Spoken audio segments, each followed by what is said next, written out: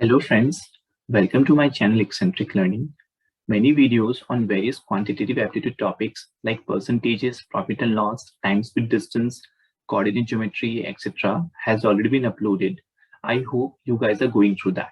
If not, some of the videos link has been given in the description box. Please go through it. Also, if you like my videos, then do subscribe my channel and also share with your friends. Today, we are going to start a new topic, indices and surds. In this video, we are going to learn what are indices and surds, the laws of indices and surds, what is pure surd and mixed surd, and what is rationalization. And in the next video, we'll be solving some problems based on the laws of indices and surds. So let us start with today's video. Let us start with indices first. Suppose if I have a number 2 raised to power 5. So this simply means that this is 2 times of 2 times of 2 times of 2 times of 2, that is 2 5 times. So here this power 5 is called as the index, and the plural form of index is indices. Again, say if I have 27 raised to power 284. So for this particular number, 284 would be the index. So the power of a number is called as the index. Now let us see what are surds. Surds can be defined as an irrational number whose value cannot be exactly determined. For example, under root of 2. So its value is 1.41421356 and so on. So since its value cannot be exactly determined, so square root of 2 is a surd. In a similar way, if I say fifth root of the number 7, again the value of fifth root of 7 cannot be determined exactly. So fifth root of 7 can be termed as a surd. But say if I have cube root of 8, so can we say cube root of 8 is a surd? Well, we cannot say that cube root of 8 is a surd because cube root of 8 would be 2, which is not an irrational number, and its value we have determined exactly. So cube root of 8 is not a surd. In a similar way, if I write fifth root of 32, again, this cannot be termed as a surd because 32 is 2 raised to power 5, and the fifth root of 2 raised to power 5 will give us the value 2. So fifth root of 32 is not a surd. So surd is simply an irrational number whose value cannot be determined exactly. Rational and irrational numbers has already been covered in the video number and its classification. So if you have any confusion between rational and irrational numbers, you can watch that video. The link has been given in the description box. Now, since we are clear with the definition of indices and surds, so let us now see some laws of indices and surds. Let us see the laws of indices first. Suppose if I have a number raised to power m multiplied by that same number raised to power n, in that case, the power gets added up. So this would be that number, that is a raised to power m plus n. So this we can simply see by an example. Suppose if I have 2 square times of 2 cube. So this can be simply written as 2 raised to power 2 plus 3, which is 2 raised to power 5. So a raised to power m times of a raised to power n would be simply equal to a raised to power m plus n. In a similar way, if I have a raised to power m divided by a raised to power n, so this can be written as a raised to power m minus n. So if I take one example, suppose if I have 2 raised to power 3 divided by 2 raised to power 2. So this can be written as 2 raised to power 3 minus 2, which is 2 raised to power 1, that is 2. So if I have a raised to power m divided by a raised to power n, this can be written as a raised to power m minus n. Now, if I have two numbers a into b raised to some power, so this can be broken down as a raised to power m times of b raised to power m. For example, say if I have 2 times of 3 raised to power say 6. So this can be written down as 2 raised to power 6 times of 3 raised to power 6. In a similar way, if I have a raised to power m to the power n, so this can be written as a raised to power m into n. So if I take this example, say 2 raised to power 3 to the power 4. So this is of the form of a raised to power m to the power n. So here this can be written down as 2 raised to power 3 times of 4, which would be 2 raised to power 12. Also, if I have two numbers a by b raised to same power, so this can be broken down as the first number to the power divided by the second number to the same power. For example, say if I have 2 by 3 raised to power 5 say. So this can be written as 2 raised to power 5 divided by 3 raised to power 5. Also, any number raised to power 0 will always be 1. For example, if I have 2 raised to power 0, so this would be 1. And if I have 250 raised to power 0, so this will also be 1. So any number to the power 0 will always be 1. Now, if I have a number a which is raised to a negative power, so the power can be made positive simply by reciprocating the number. So a raised to power minus m can be written as 1 upon a raised to power m. In a similar way, a raised to power m would be equal to 1 upon a raised to power minus m. For example, if I have 2 raised to power minus 3, so this can be written as 1 upon 2 raised to power 3, which would be 1 upon 8. Also, if we have a raised to power m equals a raised to power n, in that case, the power, that is the index, would be equal, that is m would be equal to n, except when a is 0 or plus minus 1.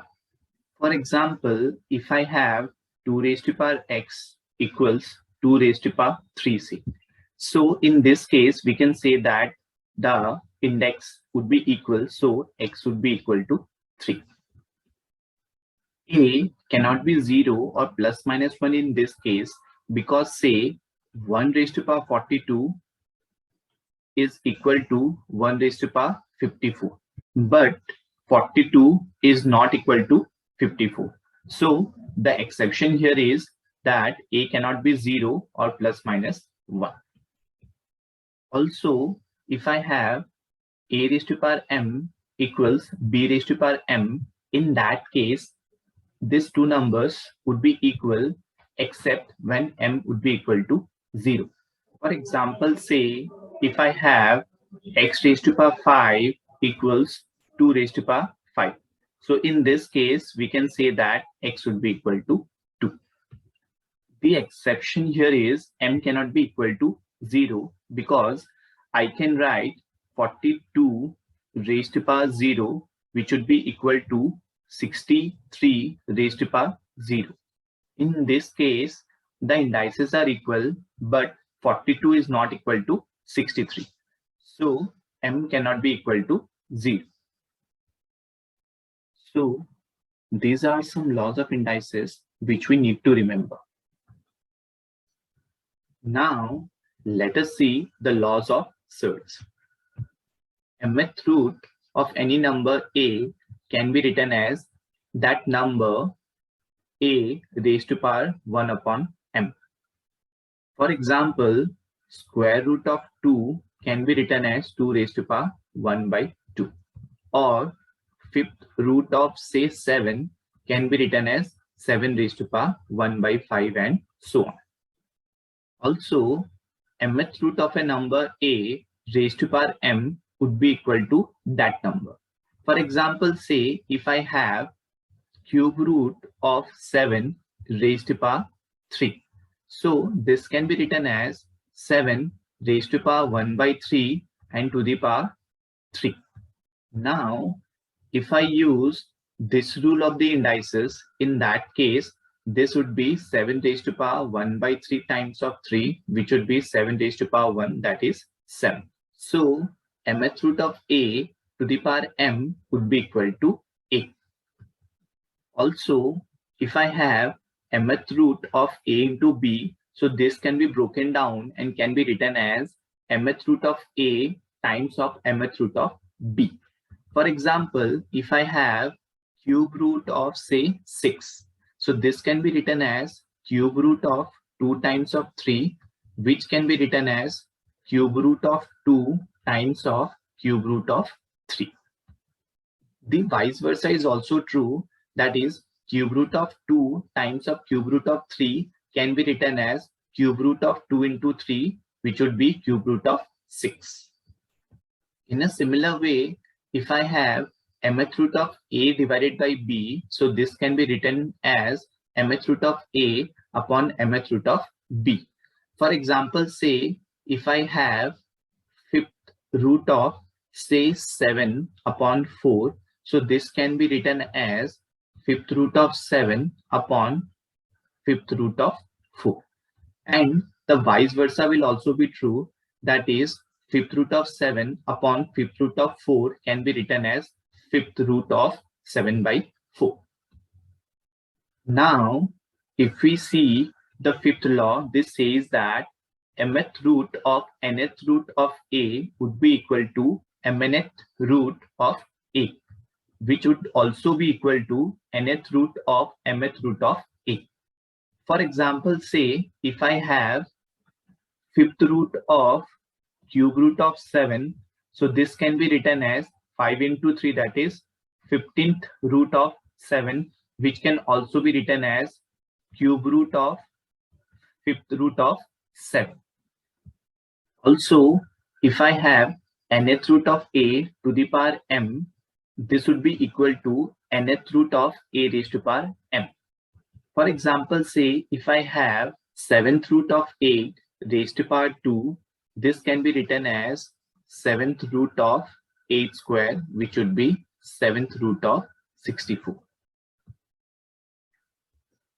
So these are some laws of indices and surds which we need to keep in mind while solving the sums of indices and surds. Now, since we are aware of the laws of indices and surds, let us see what is pure and mixed surd. Suppose if I have this surd root of 18.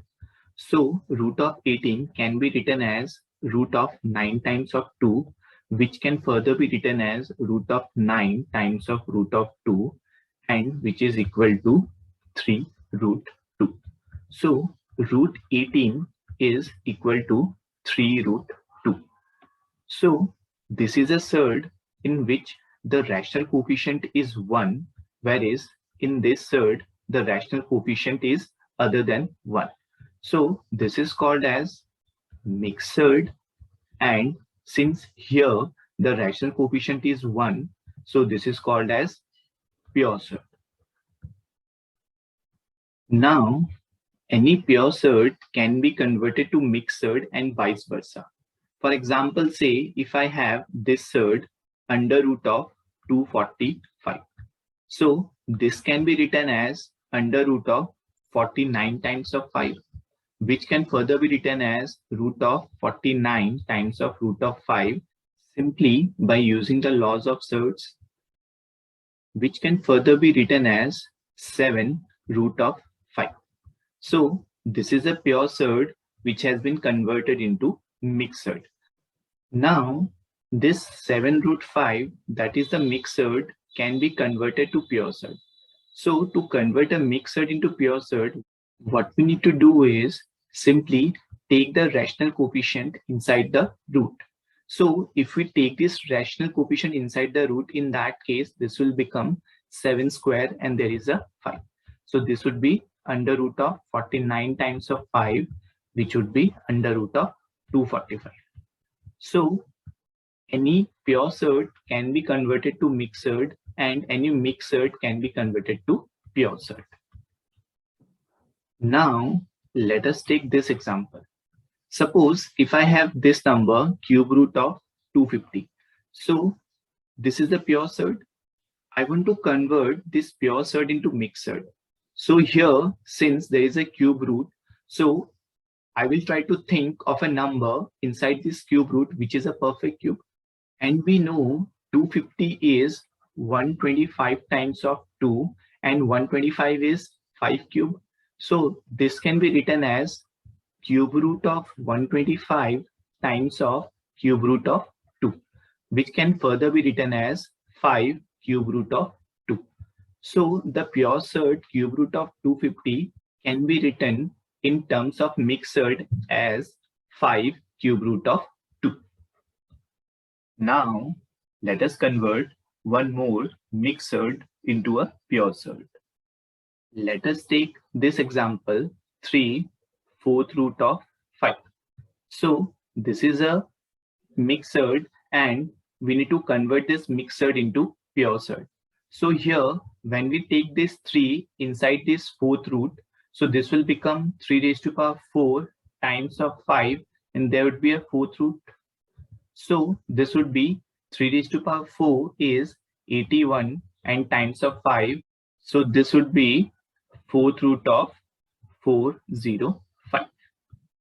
So we can convert any mixed surd into pure surd and vice versa. Now let us see what is rationalization.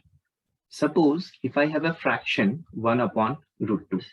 So here we can see that in the denominator we have an irrational number.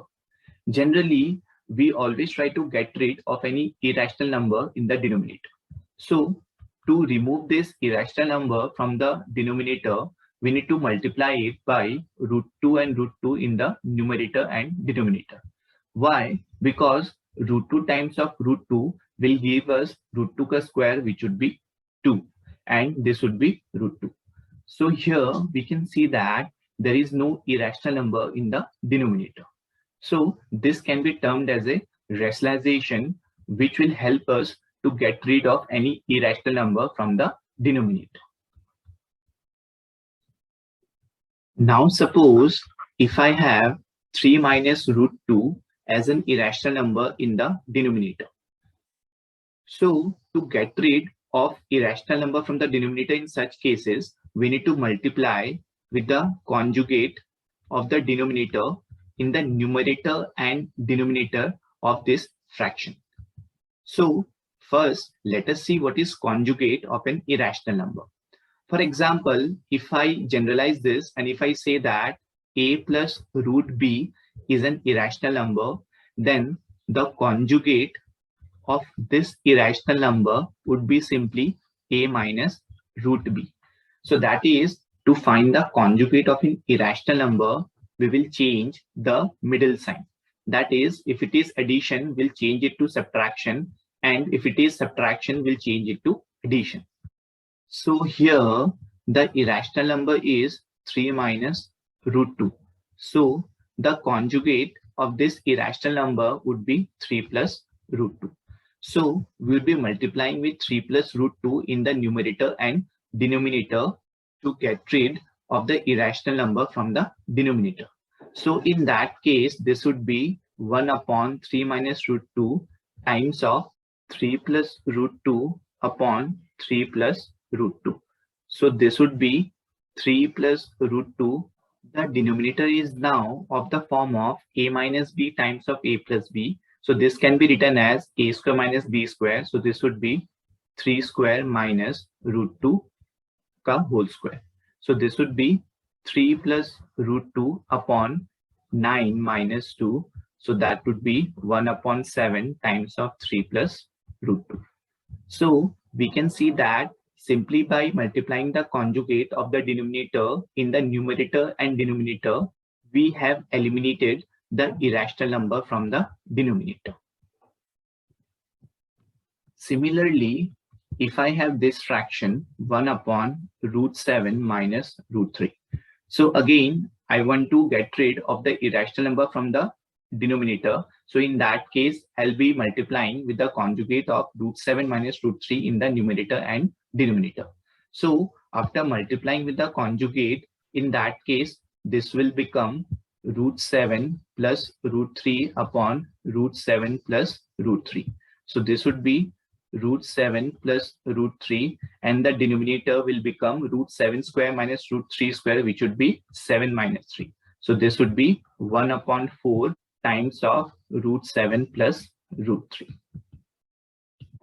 So simply by using the conjugate, we can eliminate any irrational number from the denominator. So that's it for today's video, in which we have learned what are indices and surds, the laws of indices and surds, what is pure surd and mixed surd, and what is rationalization. In the next video, we'll be solving some problems based on the laws of indices and surds. I hope you have learned something in today's video, but if you have any confusion, you can watch the video again, and still if you have any doubts, you can put it in the comment box. I will try to answer each one of your queries. So if you like my videos, then do subscribe my channel, and also share with your friends. I'll see you all in my next video. Till then, keep learning, keep sharing, and keep growing. Thank you.